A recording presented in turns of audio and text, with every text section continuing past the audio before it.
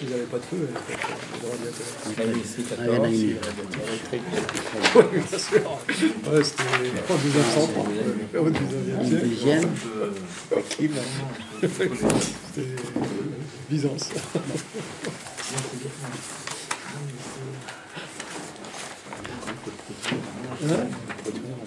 Et encore les 14 là, c'est quel tour? Il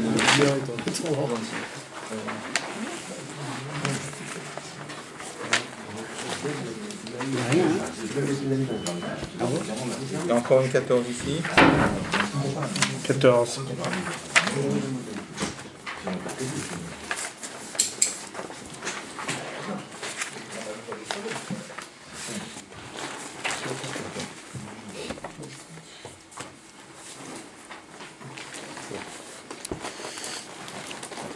Alors qu'est-ce qu'on avait vu? J'ai les feuilles de la race, de la, ce qu'on fait là, que vous ayez une vision de la race. C'est la lacha de Rambam. Qu'on fait là, donc il y a deux, mais comme les gens n'ont pas distribué, si vous la voulez, D'accord. Si, Chazak. donc que ce soit clair dans leur tête que chacun ait... Qu'est-ce que c'est exactement? C'est les deux lachas de Rambam sur lesquels on est en train de parler. Voilà. Ah d'accord, ok. D'accord. C'est deux sujets La Sikha, elle explique deux lachas du Rambam. C'est les deux lachas du Rambam. Ok, d'accord. d'accord. Voilà. Bon, alors qu'est-ce qu'on avait vu au départ? On avait posé toute une série de questions sur le Rambam, les deux premières lachot. On avait demandé pourquoi, on a même dit Yesodot, la base de toutes les bases, c'est de savoir qu'il y a un premier existant. En quoi le fait de savoir qu'il y a un Dieu, c'est la base de tout la... En quoi ça c'est de la lacha? C'était une question. Et on avait posé encore pas mal de questions, de détails. Qu'est-ce que ça veut dire la base des bases? Qu'est-ce que ça veut dire le pilier des sagesses?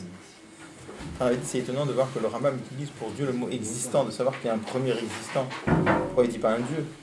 Quand tu dis existant, le mot existant, c'est un mot qu'on pourrait utiliser pour une créature aussi, donc c'est étonnant.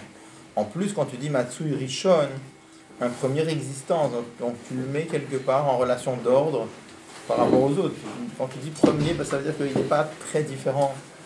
Tu dis premier, deuxième, troisième, ça sous-entend qu'il y a un cachère avec les autres. Très étonnant.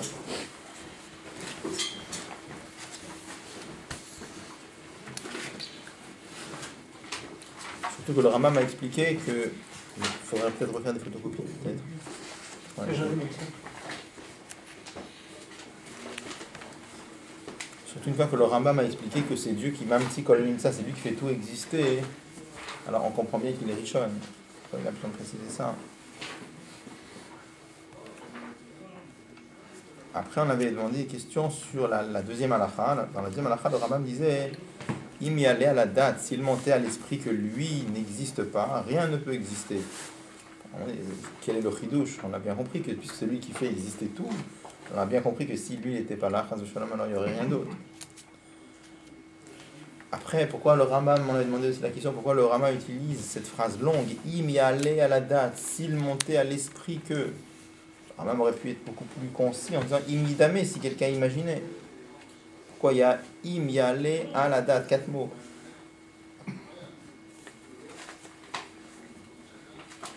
Après une autre question, on a dit s'il montait à l'esprit Shehu et Nomatsu, que lui n'existe pas. C'est curieux. Il aurait pu dire s'il montait à l'esprit qu'il n'existe pas. Pourquoi de répéter? Il aurait pu dire Im la date chez Nomatsu. Pourquoi Shehu que lui n'existe pas?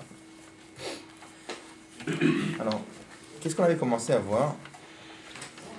On a eu une question que le Rabbi rapporte. La question comment se fait-il que le Rambam dans Pirush HaMishnayot il amène les 13 bases fondamentales de la Emouna de Am Israël, et là dans une phrase de la Torah il n'en parle pas. Alors qu'est-ce qu'on avait vu? On avait vu que le mot Torah on peut l'utiliser dans plusieurs sens. Le mot Torah ça peut vouloir dire le judaïsme, et le mot Torah ça peut vouloir dire enseignement, halakha concrète, qu'est-ce qu'il faut faire. On a dit la différence entre les bases fondamentales que le Rambam explique dans son Pirouche sur la Mishnah, là-bas, quand il explique les Ikari à Emouna, là-bas il parle des bases fondamentales du judaïsme. Là-bas il amène 13 Ikarim. Là, on ne parle pas de ça. Là, on parle il a expliqué que son livre, c'est un livre de halakha. Halakha, ça veut dire concrètement qu'est-ce qu'on doit faire. Alors, il y a des yesodot dans l'halakha, il y en a beaucoup moins. Enfin, par exemple, on avait dit que des choses comme la notion de Mashiach, par exemple. Le Rambam en parle, mais il n'en parle pas dans Ilchot Yesodei HaTorah. Il en parle à la fin dans Ilchot Melachim. Pourquoi? Parce qu'au niveau Yesod, dans la halakha concrète, on n'en a pas besoin tout de suite, on a besoin de savoir ça plus tard. On peut pas dire sur ça, mais ce qui est Stéphane Bézophane, justement, s'il parle de bon, mais là, on parle au niveau pshat. Hein. Alors, qu'est-ce qu'on avait commencé à voir? On avait commencé à voir que chaque halakha, elle ne peut exister, elle implique l'existence d'un chefta, d'un objet. Qu'est-ce que veut dire halakha? Halakha veut dire que Dieu nous a dit qu'est-ce qu'il veut qu'on fasse avec les objets qu'il y a dans le monde.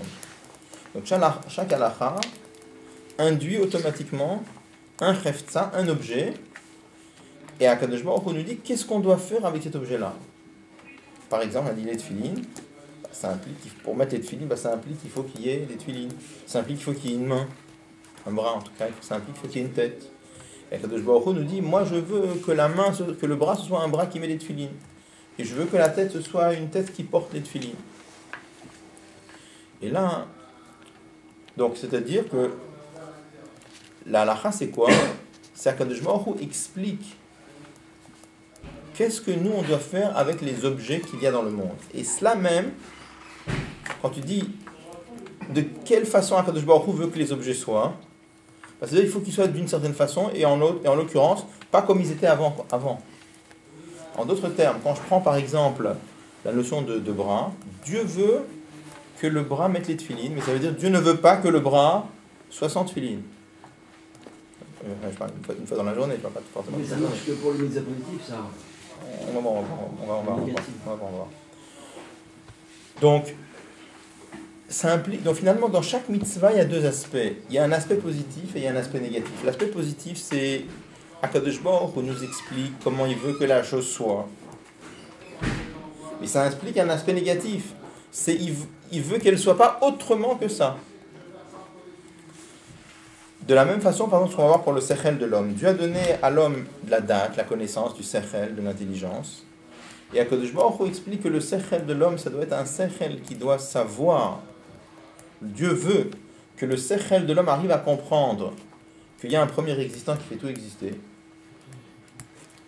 Et deuxièmement, que le sechel n'est rien d'autre.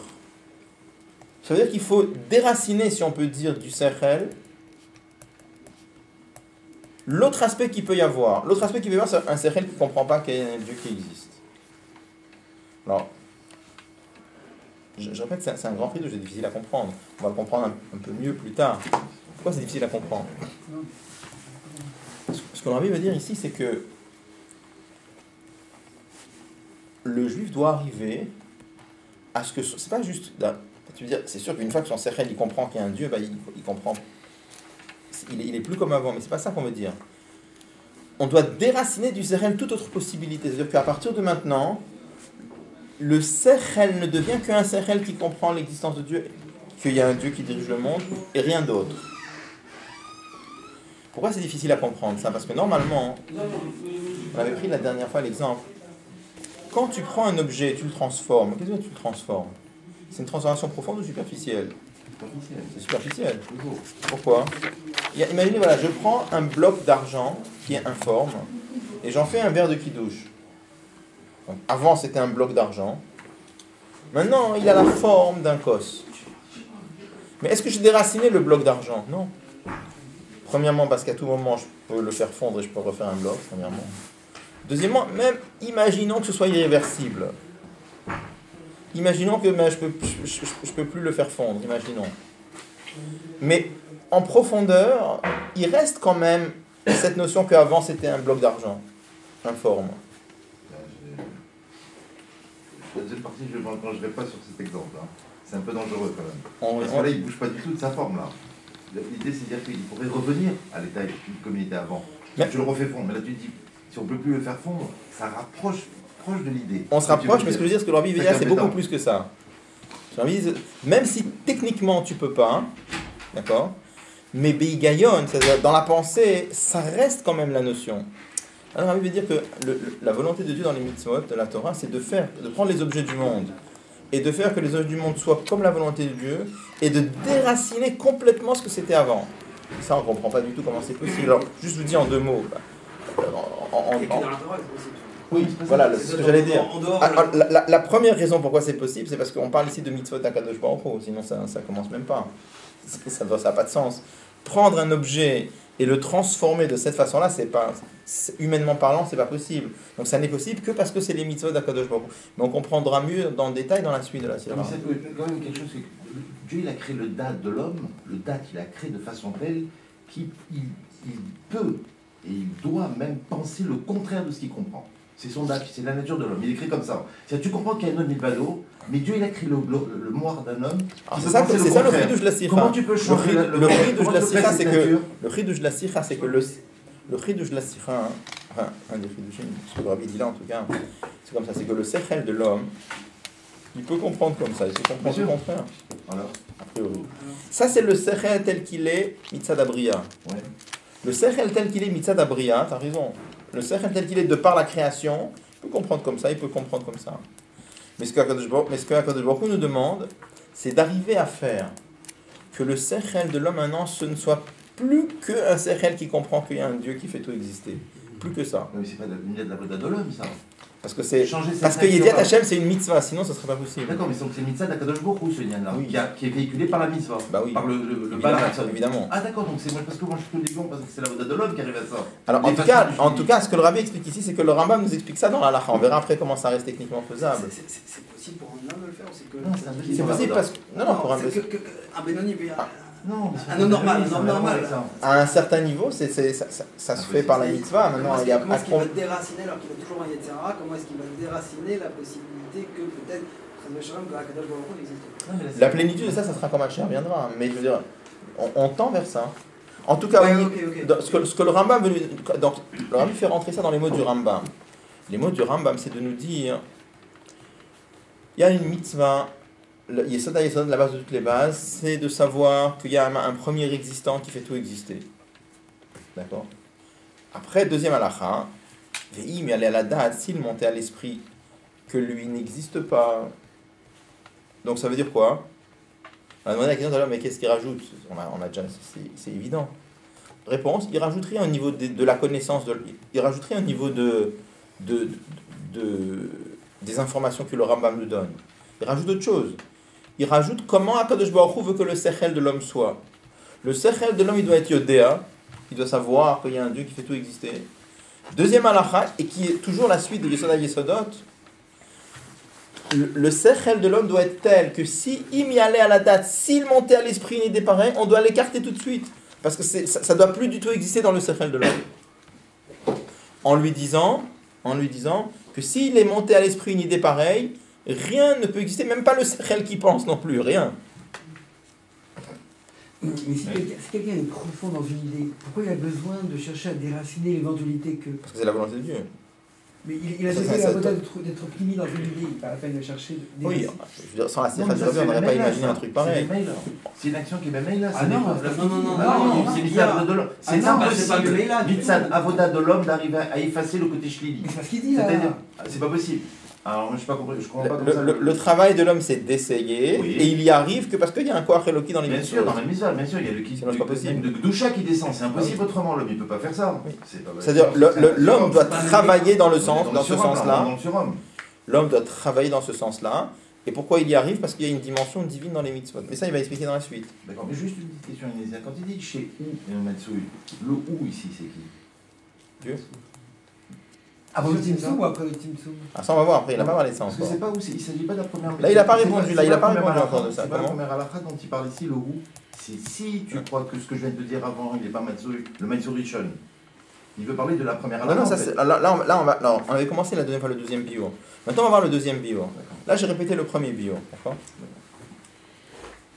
Donc, le premier bio, en résumé, c'est quoi la différence entre la première halakha et la deuxième halakha? Il n'y a pas de nouvelle information sur la connaissance dans la deuxième halakha. La seule chose que le Rambam nous dit, c'est que, enfin, il y a une information, pas dans le sens de Dieu, par rapport à Dieu. Il y a une information par rapport à ce que Dieu veut qu'on fasse avec le sechel de l'homme. Que le sechel de l'homme, ça doit être un sechel qui comprend qu'il y a un Dieu qui fait exister et qui déracine toute autre forme de sechel, qui n'est plus rien, qui est plus autre chose. Mais à la date, si on imaginait autrement, écarte ça de là, il ne doit rien avoir d'autre dans le sechel de l'homme. Après, on avait commencé à... On avait dit, alors ce que tu avais dit, Fred, tout à l'heure, on avait dit que globalement, ces deux aspects des mitzvot, c'est mitzvot assez et lota assez. Mais plus profondément, on avait dit que dans chaque mitzvah assez, dans chaque mitzvah positive, il y a les deux aspects. De faire que l'objet soit comme la volonté de Dieu.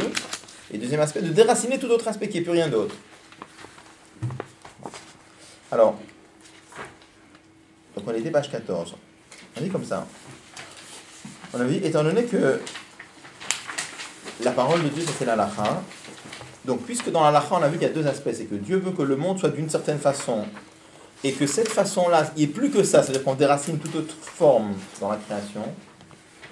C'est donc un aspect positif dans la mitzvah et un aspect positif, une négative.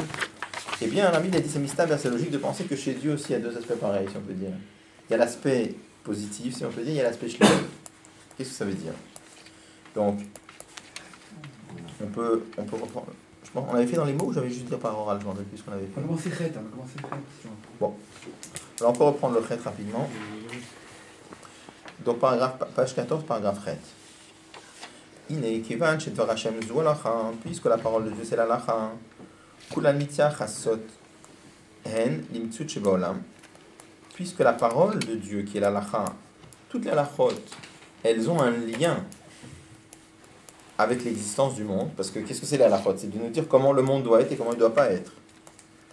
Et ce lien avec la création, il est sous deux aspects, un aspect positif et un négatif, comment ça doit être, comment ça ne doit pas être. Canal, comme on l'a vu avant, Sif, He, Vav, Zayn. Il est logique de penser qu'il y a les deux mêmes aspects chez Dieu lui-même, qui a ordonné les halachot.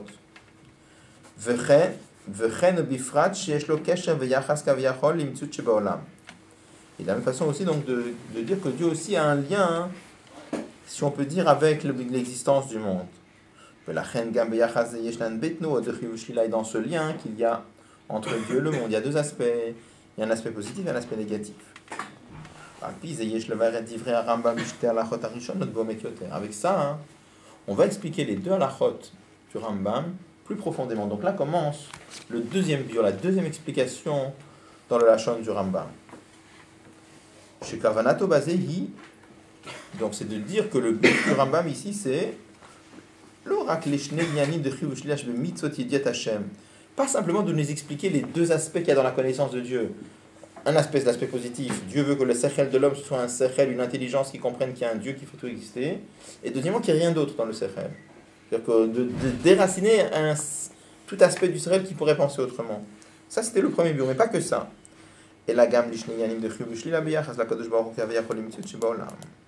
mais aussi les deux inyanim de positif et négatif qu'il y a dans la relation entre Dieu et le monde. C'est bien l'explication. Akadosh Baruch Hu mufshat u mushkal migedra mitzut shel hanimtzaim. Notamment Akadosh Baruch Hu il est complètement mufshat, c'est-à-dire notamment déshabillé, ou mushlal il est écarté de la notion d'existence des créatures. Ou Belashon Asbarat Rambam, comme le Rambam nous dit dans un de ses livres, dans le Moghi des Égarés, Matsui velo bimtziut. Il existe, mais pas par l'existence. Ou Machanu Amrim alav Matsui, et le fait que nous disions sur lui qu'il existe, c'est parce qu'on n'a pas d'autres mots plus adaptés pour écarter l'absence.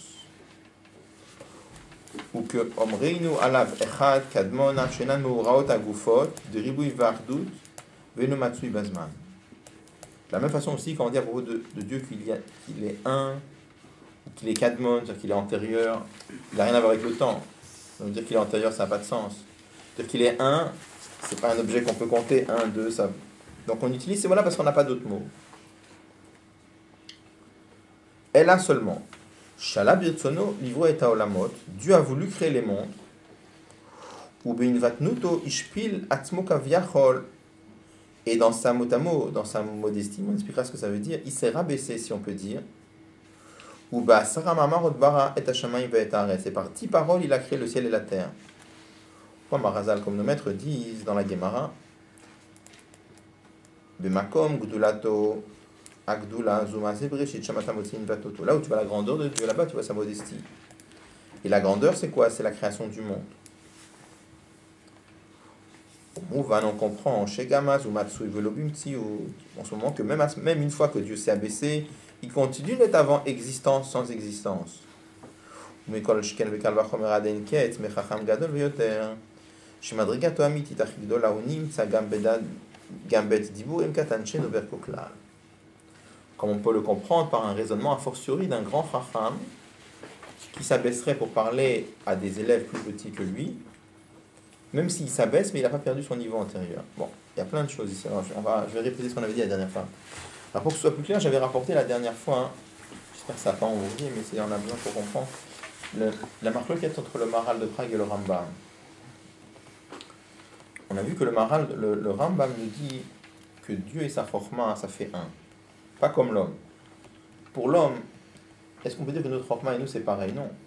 La Chokhma qu'il y a en nous, qu'est-ce que c'est? C'est une des capacités que nous avons. Et l'homme est composé de plein de capacités. La capacité de comprendre, la capacité de parler, la capacité de voir et d'entendre, etc., etc. Mais pour Akadosh Baruch Hu, on ne peut pas imaginer qu'Akadosh Baruch Hu, il a de sa compréhension, plus sa volonté, plus ses sentiments. On ne peut pas dire une chose pareille. Puisqu'Akadosh Baruch Hu, c'est une seule entité indivisible, c'est notre croyance. Il est Echad. Puisqu'il est une seule entité indivisible, ça nous oblige à dire que Dieu et sa Chokhma, ça fait un. C'est ce que vient de créer le Rambam. Là-dessus, le Maharal de Prague, il vient et il dit, pas d'accord du tout. Il dit, comment est-ce qu'on peut écrire une chose pareille, que Dieu et sa Chokhma. Alors je dis les mots qu'il utilise, le Rambam, il dit, Dieu n'est pas de la Chokhma.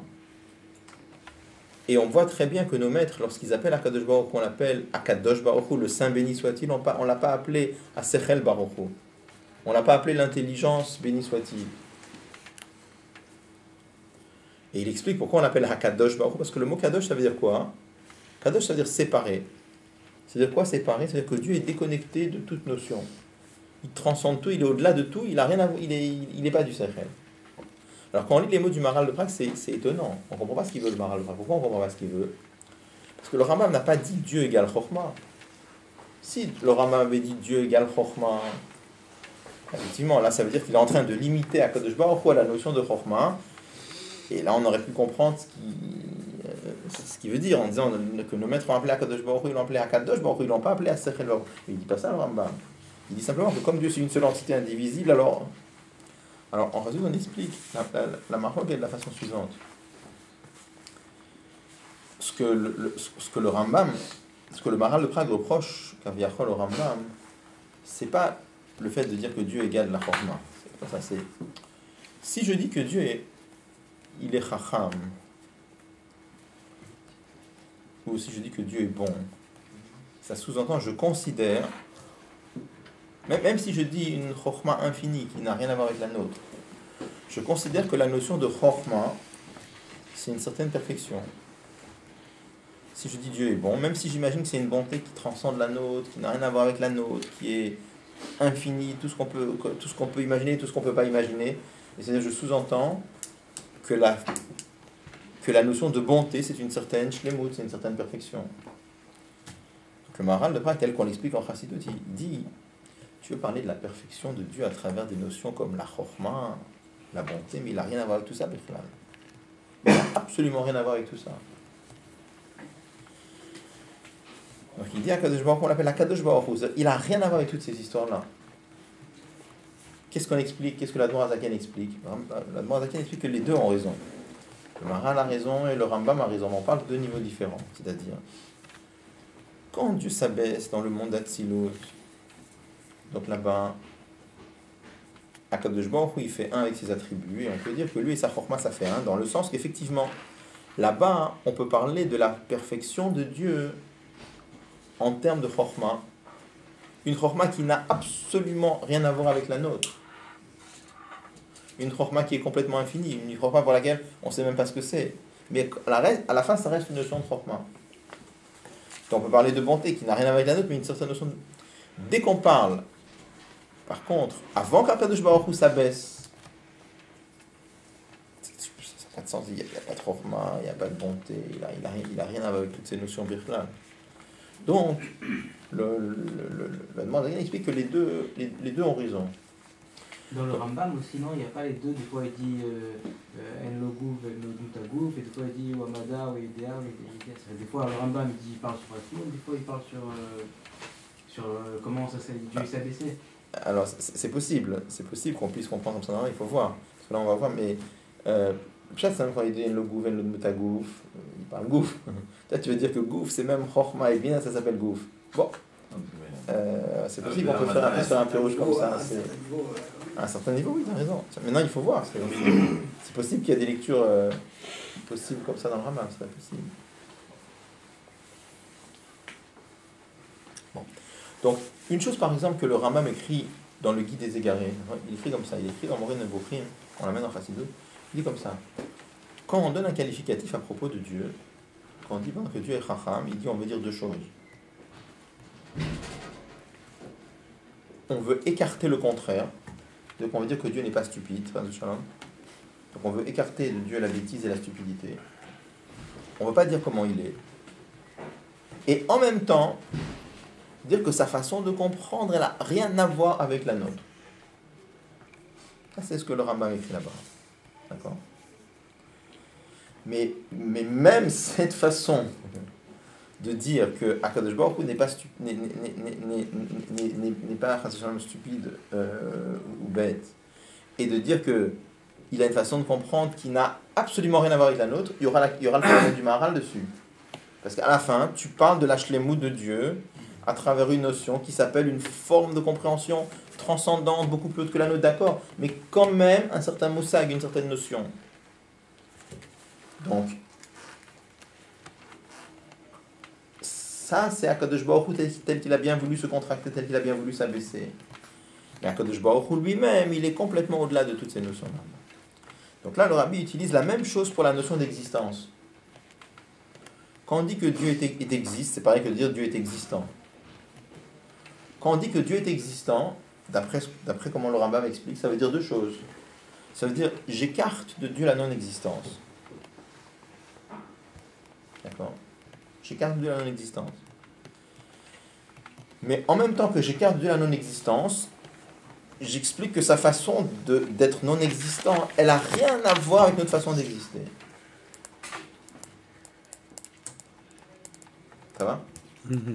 Pareil, ça, vous connaissez mécaniquement, vous prenez la même chose que on a dit sur la Chokhmah, vous mettez la même chose sur... Mais à la fin, je dis quoi ? Je dis quand même que j'écarte de lui la non-existence, et je dis que sa façon d'exister n'a rien à voir avec nous. Ça, on m'explique ça, c'est Akadosh Baruch Hu tel qu'il s'est abaissé pour devenir existant, on peut dire. Mais Akadosh Baruch Hu lui-même, avant qu'il s'abaisse, on peut même pas dire qu'il est Matsui. Il est complètement au-delà de cette notion de Matsui. Il est complètement au-delà de cette notion d'existence. Comme on a dit tout à l'heure pour le Maharal de Prague, qu'il est complètement au-delà de la notion de Chokhmah. De la même façon, il est complètement au-delà de la notion de Matsui, la même chose. Donc, c'est ça qu'on va voir que le Rambam nous explique. Le Rambam nous explique que Yesod HaYesodot, la base de toutes les bases, c'est de savoir qu'il y a un premier existant. Ça veut dire, alors, le sens, ça veut dire quoi ? C'est de savoir que Dieu a bien voulu s'abaisser au fait de devenir existant. Par exemple, la notion de Tzimtzum. En tout cas, la notion de Tzimtzum. Et une fois et c'est ça qui a pu faire qui est le monde. Parce que si Akadosh Baruch Hu était resté tel qu'il est lui-même, c'est-à-dire sans se contracter au point de devenir Matsui, il n'y a rien qui peut exister. Donc c'est ça que le Rambam veut nous dire une idée comme ça. La base de toutes les bases, c'est de savoir qu'il y a un premier existant. Vous vous rappelez, on avait demandé la question avant. Pourquoi le Rambam il nous parle de Dieu avec les termes d'existant ? Pourquoi il ne dit pas il y a un Dieu ? Alors que quand il donne la liste des mitzvot, il dit de savoir qu'il y a un Dieu. Pourquoi il dit de savoir qu'il y a un existant ? Parce qu'il dit là, le yesod qui vous les expliquer, c'est que Dieu est existant. C'est-à-dire que Dieu s'est abaissé au point d'être existant. Après, dans la deuxième halakha, il dit comme ça. Ve'im yaleh à la date. Et si il venait à l'esprit de quelqu'un, Et le Rambam, il dit pas imidame si c'était de la pure imagination, parce que c'est pas de la pure imagination, c'est pas tout à fait faux ce que l'autre il imagine. Il y allait à la date, si quelqu'un pensait, et il appelle ça Ali Abedat, c'est une élévation dans la pensée. Il y allait à la date, que Enomatsui, que Dieu est resté tel qu'il est, c'est-à-dire pas Matsui, et ça répond à la question pourquoi le Rambam dire Shehu Enomatsui. Il y allait à la date, s'il montait à l'esprit de quelqu'un, Shehu que HaKadosh Baruch Hu n'est pas Matsui. D'accord ? C'est pour ça qu'il dit le mot Shehu. Que HaKadosh Baruch Hu est resté tel qu'il est lui-même. C'est quoi tel qu'il est lui-même ? Pas Matsui. Il n'est pas descendu dans le monde. Alors, on va voir tout de suite une seconde. Il n'y a rien d'autre qui peut exister.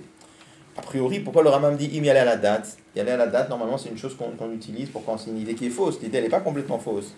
Parce que ça veut, donc, le Rabbi va répondre, je vous le dis par oral, mais le Rabbi va répondre dans le texte. Parce que y aller à la date, c'est-à-dire si quelqu'un s'imaginait que HaKadosh Baruch Hu, il était uniquement pas Matsui. Et ça, c'est faux. Parce que HaKadosh Baruch Hu, c'est vrai que lui-même, il n'est pas Matsui, il n'est pas existant. Pas existant, on s'entend bien. Il transcende la notion d'existence.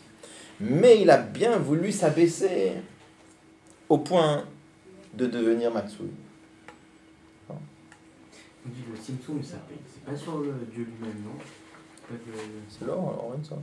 Et donc ça veut dire le fait que Dieu il existe, ça parle du hors, pas de Dieu lui-même. Oui. Parce que même il y a l'histoire avec le Baal Shem Tov, que quand les Juifs simples ils parlent de Dieu, ils font référence à l'essence de Dieu. Comment Quand nous on pense que Dieu existe, on fait référence à un dévoilement de Dieu, pas Dieu lui-même. Ah, ça c'est Dieu lui-même, c'est plus que son dévoilement encore. Il y avait, on avait fait il y a quelques années, je sais pas si il y avait un deuxième adran sur le Rambam, on parle de ça là-bas. On a vu qu'il y avait la connaissance de Dieu, Mitzad Memale, Kol Almin Sovev, Kol Almin et Atzmut. Donc celle que je parle, c'est Mitzad Atzmut. Là, on parle Memale et Sovev ici. D'accord. On va voir, il le dit clairement après dans le...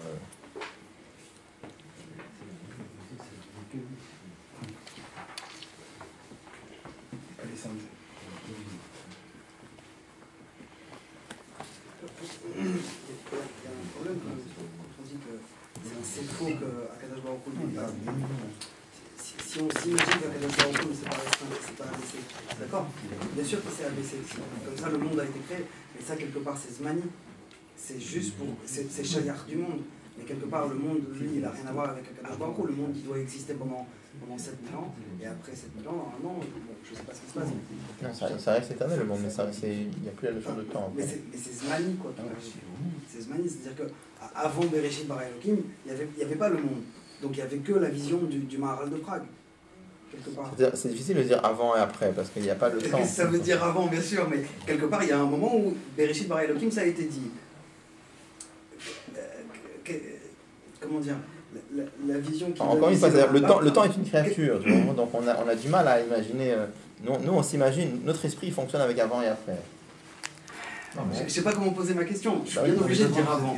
Je suis bien obligé, mais... Comment ? À la marche à vaille, Adam Kadmon, on parle de niveau qu'il faut gueuler. Le monde est construit avec la marche à vaille, il n'y a pas de temps dans la marche à vaille. Oui. Donc ça ne rentre pas dans cette question.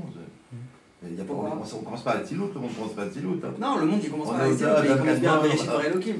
Il y a eu un moment où ça a été dit Bereshit Bara Elohim. Avant Bereshit Bara Elohim, c'est la vision du Maharal qui tient, pas la vision du Rambam. Je pense qu'on va avancer, si tu veux, plus loin on reparlera de ce genre de questions, pour voir comment on est mal à l'aise avec le raisonnement, et voir comment ça se place. Je ne sais même pas comment formuler ma question, je ne sais même pas si elle a un sens ma question. On reviendra dessus. Bon. Alors, on va essayer de le faire dans... Alors. Et donc, quand on disait les mots, comme Chatamoté, là où tu vois la grandeur de Dieu, là-bas tu vois sa modestie. C'est quoi la grandeur ? Nos maîtres disent la grandeur, c'est Maaseh Bereshit. Et là-bas, on voit à combien Dieu s'est abaissé, parce qu'il a dû devenir Matsui. Alors, Ushne Yanimei Lukotev Umevera Rambam Bebeit Alachotanal. Et ces deux notions-là, le Rambam l'écrit à travers les deux premières halachot. Premièrement, on doit savoir qu'il y a un premier existant et que lui fait tout exister. Hainu, regardez les mots. Que Dieu s'est abaissé pour devenir existant. Quand on dit quand on dit que Dieu s'est abaissé pour devenir existant, on ne parle pas qu'il est devenu existant comme un objet. Pas du tout dans ce sens-là. On a déjà vu la semaine dernière qu'il y a plusieurs niveaux d'existence. C'est par exemple, quand je dis par exemple la table existe, si je voulais remplacer le mot existe par un synonyme, qu'est-ce que je pourrais dire? Elle est présente. Je peux dire qu'il y a une présence. D'accord? Après, on avait parlé, par exemple, de l'existence d'un objet, d'un raisonnement. Quand je dis une svara, ça existe. Si je prends une svara, par exemple, 1/2 est inférieur à 1. 1/2, c'est plus petit que 1. Le raisonnement, il existe tout seul ou c'est moi qui le fais exister quand j'y pense? C'est vous qui le faites exister. Non, c'est marqué en Chassidut que le raisonnement, il existe, même s'il y avait aucun être humain sur la planète pour penser que 1/2 est inférieur à 1, ben 1/2 c'est quand même inférieur à 1. Donc le raisonnement, il existe, même si personne n'y pense. Donc, si je voulais remplacer, quand je dis le raisonnement existe, si je voulais remplacer le mot exister par un synonyme, qu'est-ce que je pourrais dire? Je peux pas parler de présence, il n'y a pas un truc qui tourne dans l'air, qui tourne dans... Comment est-ce que je pourrais expliquer cette existence? Je pourrais dire, c'est comme ça. Fatalité. Comment? Fatalité, non? Oui, c'est comme ça. D'accord? C'est comme ça. Ce que je voulais montrer par là, c'est qu'il peut exister, que le mot exister pour le raisonnement ou le mot exister pour la table, c'est pas le même mot. Enfin, on utilise le même mot, mais il n'a pas le même sens. Okay. Après, en Chassidut, on explique que l'existence du raisonnement, c'est comme ça, mais c'est comme ça parce que Dieu a créé comme ça. Si Dieu avait voulu créer autrement, il aurait pu être autrement. Alors que l'existence de Dieu, ça n'aurait pas pu être autrement. Donc c'est une existence qui est beaucoup, beaucoup, beaucoup plus haute. Donc même ce style d'existence-là, ça n'est vrai qu'après que Dieu s'est abaissé. Mais Dieu lui-même, il n'a rien à voir même avec ça, en vérité. Donc on ne peut même pas imaginer de quoi ça parle. D'accord?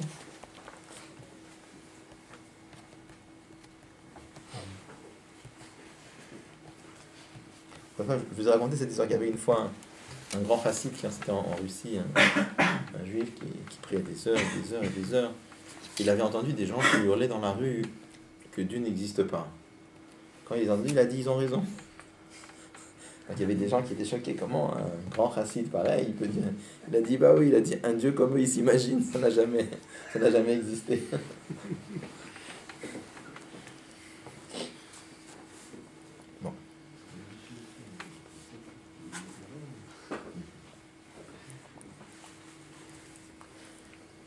Alors, on doit savoir une première base que Dieu s'est abaissé pour être Matsui. Une existence qui s'est abaissée au point de pouvoir faire exister des choses. Et plus que cela, à tel point qu'il est devenu Matsui Rishon, le premier existant. Chez Atoar Rishon, il y a la page 16, ceux qui l'ont pas, il y en a ici.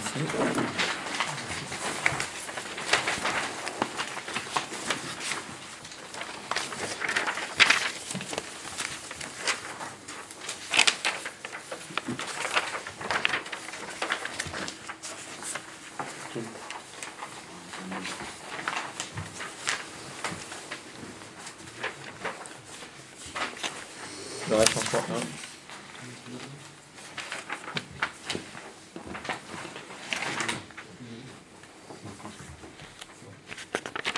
Atoar Rishon, quand on dit le qualificatif premier, Moré, ça montre chez Yeshlo Yachas Ladvarim Animnim Acharav.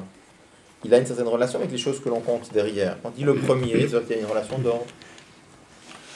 Aïnou Matsui Kaze, chez Yeshlo Yachas Vedimion Kaviachol Imtsut Animtsaim Shenimtsu Yunu. C'est-à-dire on parle d'un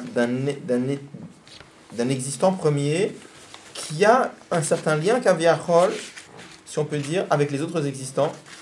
Et de par ce niveau-là, de Matsui Rishon ou Mamtsi Kol Nimtsa, il fait tout exister. Après, il fait Imru et no Matsui. Le Rambam dit dans la deuxième halakha que si Dieu n'était pas existant, rien ne pourrait exister. Ça veut dire quoi? Hainu, Dieu tel qu'il est lui-même, il n'est pas Matsui. Le fait qu'il soit Matsui, on a dit, c'est qu'il s'est abaissé pour devenir Matsui. Mais Akadosh Baruch Hu lui-même, comment il est? Il n'est pas dans la notion de... Il n'a rien à voir avec la notion de Matsui. Il n'a rien à voir avec la notion d'existant.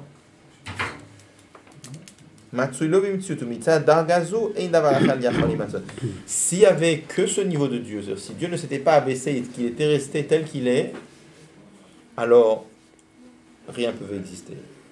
Parce que le Rabbi avait dit tout à l'heure, il avait rajouté quand même quelque chose, que même une fois que Dieu s'est abaissé, il reste quand même l'autre niveau. Il avait dit, c'est comme par exemple un grand chacham qui s'abaisse pour expliquer une svara compliquée à un élève de petit niveau. Alors il s'abaisse dans sa façon de parler, mais son niveau de raisonnement qu'il avait avant, ça reste. Il n'a pas perdu. Hein? Non, c'est pas ça. Alpi Anal, d'après ce qu'on vient de voir, on va comprendre la précision des mots du Rambam quand il dit s'il montait à l'esprit que lui n'est pas existant. C'est curieux de dire Shehu Enomatsui. Il aurait pu dire Shehu Enomatsui. En rajoutant le mot hu, musberet kavanato bemusak d'Enomatsui, on comprend mieux ce que le Rambam veut dire avec Enomatsui. Kloma, ilunema chez Enomatsui bilvat. Si on avait dit juste s'il montait à l'esprit qu'il n'existe pas, Haya Efshar Litot, on aurait pu se tromper chez Pirusho. Et nous nimtsa klal, qu'il n'y a pas de Dieu, et c'est pas de ça qu'on parle ici. Aval beosa fatei val shehu. Et quand tu dis s'il montait à l'esprit que lui, on parle de lui, d'accord, n'est pas Matsui. Mudgash, ça souligne beaucoup mieux. Shamedubahu betoar vedargat Hashem amduberet lifneze shumam tikol nimtsa. On parle ici de ce niveau dont on avait parlé avant, c'est-à-dire akavana beino matsui. Qu'est-ce qu'on veut dire en disant s'il montait à l'esprit que lui, sur le premier existant, il était resté pas matsui. Ça veut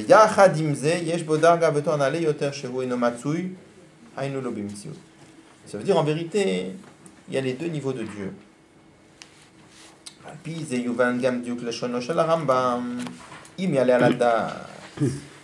Avec ça, on va comprendre maintenant pourquoi le Rambam nous dit Imi allait à la date, s'il montait à l'esprit. Qui est diazou chez Hu Enomatsui. Le fait que quelqu'un perçoive que Dieu il n'est pas Matsui, que Dieu n'est pas existant, c'est-à-dire qu'il transcende la notion d'existence, c'est une élévation dans la compréhension. Pourquoi c'est que le Rambam dit il m'y allait à la date? C'est une élévation dans la compréhension. C'est-à-dire c'est plus difficile de comprendre ça que de comprendre la notion de Matsui Rishon. Faut voir. En tout cas, c'est plus haut. Plus haut. Les choses déterminées. Chez Kadav Lifneze, chez Matsui Rishon, Velachem Medaïk, il m'y allait à la date. Pour ça, il dit le mot il m'y allait. Ou Masha Rambam Sholel Nyanze, et le fait que le Rambam écarte cette idée-là en disant im si, après tu peux dire mais c'est vrai. Pourquoi le Rambam dit il m'y allait? Chez Noël Matsui, En Kavanato Lishlol Etsem Ator de Enomatsui. Le Rambam ne veut pas renier complètement l'idée de Enomatsui. Elle est vraie l'idée de Enomatsui. Mais il n'y a pas que ça. Kim Lishlol et Asalkalkasal Kadatar. Et simplement, le Rambam veut juste écarter l'idée, le Salkadatar, d'Asvara Shahashem Yinbarech au Ra Kenomatsui. Vous voyez? Le Rambam veut écarter l'idée de dire uniquement que Akadosh Baruch Hu n'est pas Matsui. Il y a les deux. Il y a Akadosh Baruch Hu tel qu'il n'est pas Matsui, c'est-à-dire il y a Akadosh Baruch Hu tel qui transcende la notion d'existence, mais il y a aussi le Inyan, et ça c'est un Yesod de savoir que Akadosh Baruch Hu s'est abaissé au point d'être Matsui. Donc le Rambam veut écarter l'idée de dire uniquement qu'Akadosh Baruch Hu n'est pas Matsui, c'est-à-dire que Dieu ne s'est pas abaissé pour être existant. Pourquoi? C'est embêtant de dire ça.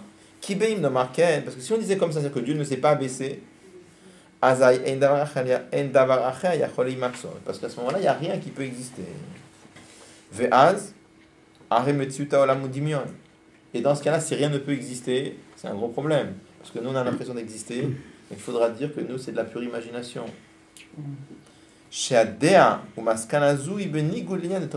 Et dire que le monde est de l'imagination, c'est contraire à Torah et Mitzvot. Parce que si tu dis que C'est comme des fois quand quelqu'un fait un cauchemar la nuit, il se réveille le matin, il est content de voir que c'était pas vrai. On pourrait imaginer que toute la vie c'est comme un rêve et que le monde n'existe pas, que nous on n'existe pas, que les objets. Mais si on disait comme ça serait un gros problème parce que Torah mitzvot alors pas les tefillin, donc c'est un rêve, ça n'existe pas. Le Shabbat ça n'existe pas. Donc on peut faire n'importe quoi, on peut tuer quelqu'un puisque de toute façon il n'existe pas, on a l'impression d'exister. Mais la Torah c'est écrit que la Torah a été donnée. Donc on part voilà. Donc ça c'est contre la lacha. Kedil kaman, comme on va en parler plus loin dans Seif Yud Aleph. La reine tsarich lomar, c'est pour ça qu'on doit dire. Bien que Dieu, de par lui-même, il n'a rien à voir avec la notion d'existence, il transcende la notion même d'existence. Kol makom, cependant, il s'est abaissé, liot gam biprinat matsui rishon pour devenir matsui rishon. Tout en restant. C'est la question que je vous ai posée. Oui. Pourquoi est-ce que ça c'est important que ce soit Yesod à Yesod sans retirer rien du tout à tout ce que c'est. On n'a pas encore répondu sur le mot en quoi c'est à la fin. Non. Je veux dire, le fait, sans remettre en question du tout ce que le Rambam a dit ici, en quoi est-ce que ça, c'est un Yesod? On n'a pas encore expliqué. On va voir, on va rentrer dans les détails. Là, on commence à expliquer les Leshonot. On n'a pas fini, on est au début encore. Mais dans le niveau de Matsur Rishon, bien qu'il soit là, le shoresh de toutes les Mitziout, d'accord, malgré ça, il ne dépend pas des Mitziout. Parce que nous, on aurait pu croire comme ça que dans le premier niveau, dans les Nomatsui, il n'a rien à voir avec la Mitziout. Rien. Dans le deuxième niveau, il a un rapport. Il a un ça, c'est la d'accord. Donc ça veut dire quoi? Mais en fait, il n'a même pas de rapport avec la Mitziout. Bien qu'il soit Matsur Rishon, mais il reste les malins de la Mitziout. Il n'a rien à voir avec la Mitziout. Il est comme le Nomatsui. Je sais pas si tu vois ce que on va parler de ça dans la RA 37. Ah, j'ai pas... Il y a tout un ça, c'est très fin, ça, c'est encore... Parce que nous, on aurait pu croire qu'il a un cache avec la Mitziout, puisqu'il est Matsur Rishon. En fait, il n'a rien à voir avec la Mitziout. Il n'a rien à voir avec la Mitziout. Comment Il n'y a pas de dire ça. Marqué. Dieu il est Matsui. Non. Dieu aurait très bien pu créer un Matsui. Tout en étant pas Matsui même. Quand il y a la question qu'il demande, il demande pourquoi on doit dire que pour créer le monde, c'est obligé que Dieu soit Matsui. Ah oui, mais il voulait être identifié par ses créatures, sinon on aurait plus de contact avec lui. Puisse. Dieu il peut tout faire. Non, il doit l'identifier. Alors c'est pour ça qu'on est... Ce Hadran, il est très très difficile parce qu'il est très peu basbar. Il explique très peu. Il y a beaucoup de choses qu'il explique plus dans le... Celui-là, il est en Tafshin Lamed He. Il y en a un deuxième qu'on avait appris déjà, celui de Tafshin Memvav. Là-bas, le Rabbi explique beaucoup plus de choses que... C'est presque impossible d'apprendre ce Hadran sans l'autre, sinon on a trop de questions. Donc, de ce que... Alors, en fait, il faut rajouter beaucoup de choses pour avoir le temps. Il y a beaucoup de notions à rajouter. En fait, le Rabbi là-bas donne d'autres biorim, mais il relie tous les biorim. C'est-à-dire, là-bas, dans les Harot de Memvav, il cite le Hadran d'ici. Donc, vous pouvez regarder. Dans les Harot du Hadran de là-bas de Memvav, il cite ce Hadran-là, il complète. Donc, en particulier, voilà. On va voir qu'il y a un autre bio que le Rabbi donne là-bas. Il m'y allait à la date chez Oeno Matsui. S'il montait à l'esprit que lui n'existe pas, il donne un autre bio qui est donné vraiment par le pirouche autour du Rambam. Vous savez qu'il y a un pirouche autour du Rambam? Autour du Rambam. C'est-à-dire qu'on prenait le Rambam normal, il y a un pirouche tout autour. Je pense que c'est deux noms. Pas le Kesef Mishneh, non. Normalement c'est le Kesef Mishneh, mais là-bas c'est un autre, mais il n'y a pas de nom, je ne sais pas qui c'est. Donc là-bas le pirouche autour du Rambam, comment il traduit im yaleh à la date chez nous enomatsui? Il traduit si Dieu n'existait pas dans les créatures. Donc c'est un troisième pirouche. C'est-à-dire, on a trois. D'accord. C'est complète ça. Ça rejoint Sharif Obeimoun, à quoi c'est tout l'union de. Alors voilà. Sharif Obeimoun. Voilà. Donc ça rejoint Sharif Obeimoun. Donc, et le Rabbi, il fait le kesher entre ce pérouche-là et ce pérouche-là. Alors. Le deuxième qu'on a ici. Ouais. Le deuxième qu'on a ici. Ouais. Alors on va essayer. Non. Comment? Ici, dans le Mishnah de Yolkan, il y a un petit pérouche là, comme vous avez dit. Dans quoi? Dans le Mishnah de Yolkan. Lequel Mishnah? Le deuxième, il dit là-bas que Enomatsui. Qu'est-ce que ça va le Mishnah? Je pas compris. Marche à Chassidut. Ouais. Oui, il a mis là-bas, bien sûr. Ah d'accord, elle a mélangé les deux alors. Oui. Ah d'accord. Oui. Vous pouvez aussi regarder là-bas. Et dans Marche à Chassidut, là-bas aussi, il ramène Ouais. le lien aussi. Ah c'est autre chose, ça veut dire que c'est...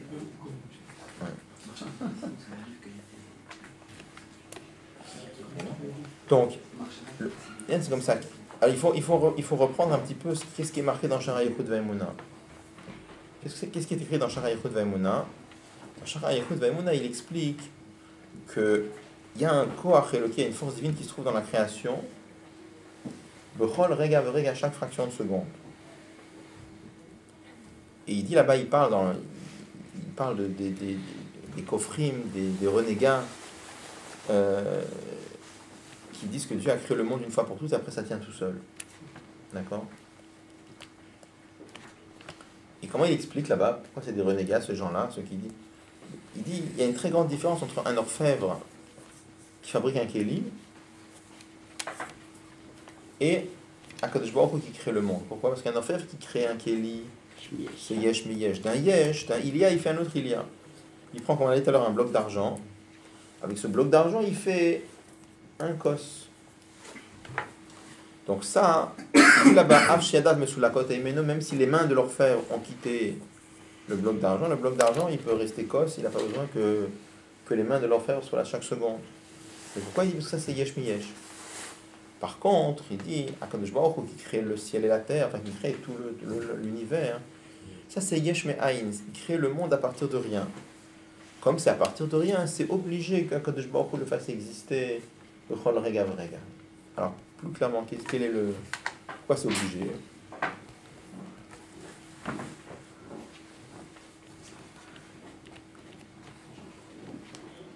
Il y a une revue qui s'appelle Atamim. Dans la revue de Atamim, donc c'était à l'époque encore, il y avait des questions de Bachouri Yeshiva, il y avait... là-bas, dans une des questions que quelqu'un demande là-bas dans ce journal Atamim, quelqu'un qui demande pourquoi on est obligé de dire qu'Akadosh Baruch Hu il doit recréer le monde chaque fraction de seconde. Il dit pour un homme qui a une force limitée, alors c'est une chose, mais pour Akadosh Baruch Hu qui a une force illimitée, c'est quoi le problème de créer un monde qui va tenir?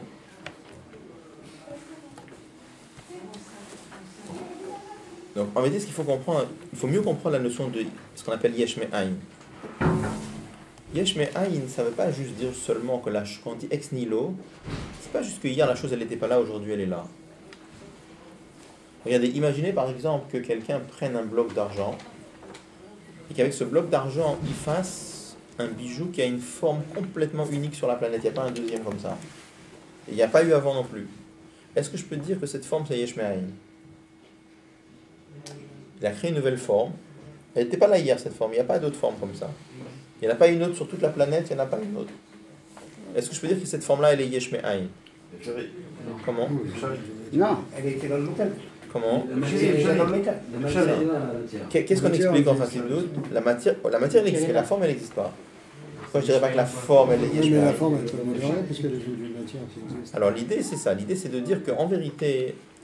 L'argent, quelle forme il avait au départ? C'était un lingot ou c'était comme une pépite, enfin un bloc informe? Cette forme qu'il avait, est-ce que tu es obligé qu'il ait cette forme-là? Non. Dès le départ, l'argent est un matériau qui a la propriété de prendre toutes les formes qu'on va lui donner. Il n'était pas obligé d'avoir la forme d'un lingot. Dès le départ, c'est un matériau qui se prête à toutes les formes. En d'autres termes, dès le départ, le bloc d'argent peut avoir toutes les formes. Traduisez, quand vous dites il peut avoir toutes les formes, c'est équivalent à dire il a potentiellement toutes les formes. Et quand je lui donne une forme, qu'est-ce que je fais? J'ai rien créé, j'ai fait que révéler une potentialité qui existait déjà. D'accord? Donc on arrive de là à une définition de yesh me ayin beaucoup plus profonde. Yesh me ayin, c'est pas juste que hier la chose elle n'était pas là et maintenant elle est là. C'est plus que ça, c'est que la chose hier elle pouvait pas être là et maintenant elle est là. Parce que si tu dis que hier, elle pouvait être là, c'est pareil que de dire que potentiellement, elle était là. D'accord? Ça va? Donc, je répète, c'est très important parce que ça c'est la clé de la compréhension. C'est de comprendre que yesh me ayin, c'est pas juste c'était pas là et maintenant c'est là. Yesh me ayin, ça veut dire ça ne pouvait pas être là et maintenant c'est là. On dit que le monde il remonte très haut, comme dans le Spirot Agnouzot, c'est que déjà qu'il y avait dans le son Dieu, il y a le potentiel d'un monde. Pas un potentiel, pas du tout le mot potentiel, pas du tout. Pas... On reparlera là-dessus, mais c'est pas le mot potentiel, pas du tout. Non. Donc, en fait, on explique justement que le monde tel qu'il est, c'est quelque chose de totalement impossible. Totalement impossible, ça tient pas la route, c'est quelque chose qui est totalement impossible de voir quelque chose qui est limité, quelque chose qui est mourkaf, qui est composé, quelque chose qui est nifsad. Il y a plusieurs notions de la création. Un monde comme ça, à part ça, on comprend très bien. Imaginez-vous avant la création. C'est quoi avant la création? Avant la création, ça veut dire, imaginez-vous, il n'y a pas de matière, il n'y a pas d'énergie, il n'y a pas d'espace, il n'y a pas de vide, il n'y a pas de temps. Et tout d'un coup, on vous raconte, ah, tu sais quoi, il y a une planète. Il y a quoi? C'est-à-dire, en fait, on va plus loin. C'est-à-dire que c'est pas simplement qu'il n'y avait pas de monde et qu'il n'y avait pas d'espace. Avant de créer une chose, il faut créer la notion déjà. Il n'y avait pas juste qu'il n'y avait pas d'espace, il n'y avait pas la notion d'espace. C'est pas juste qu'il n'y avait pas le temps, il n'y avait pas la notion de temps. C'est des notions qui n'avaient pas de sens déjà avant. C'est des notions totalement impossibles. Alors maintenant, comment ça peut exister? Parce que comme Akadosh Baruch Hu, il est Kol Yachol, puisque lui, il peut tout faire. Donc il peut faire que ça va être. Mais du côté de l'objet, est-ce que lui, c'est devenu possible? C'est toujours impossible. Donc puisque pour l'objet, c'est toujours impossible, il faut que Akadosh Baruch Hu le recrée, parce que sinon, ça n'y a pas. C'est-à-dire, l'idée, c'est de dire que même une fois qu'Akadosh Baruch Hu a créé le monde, la notion de monde mitzad atmos c'est toujours impossible. D'accord? Et comme la notion de monde mitzad atmos est complètement impossible, alors il faut que Akadosh Baruch Hu... Donc c'est pour ça la question qui était demandée dans Atanim, de dire que quelqu'un qui a une force limitée, on comprend, mais Akadosh Baruch Hu qui a une force limite illimitée, pourquoi il faut recréer le monde b'chol rega v'rega? Alors l'idée c'est de dire que même avec une force illimitée, mais le monde il a... Akadosh Baruch Hu il est kol yachol, mais pas le monde. Le monde il peut pas... Le monde ça n'a pas de sens, le monde. Comme le monde ça n'a pas de sens, il faut qu'Akadosh Baruch Hu le recrée b'chol rega v'rega. Maintenant il y a une deuxième question. Je sais pas si tu avais dit ça, le Rabbi il rajoute là-bas dans la drane de même vague. Il dit comme ça.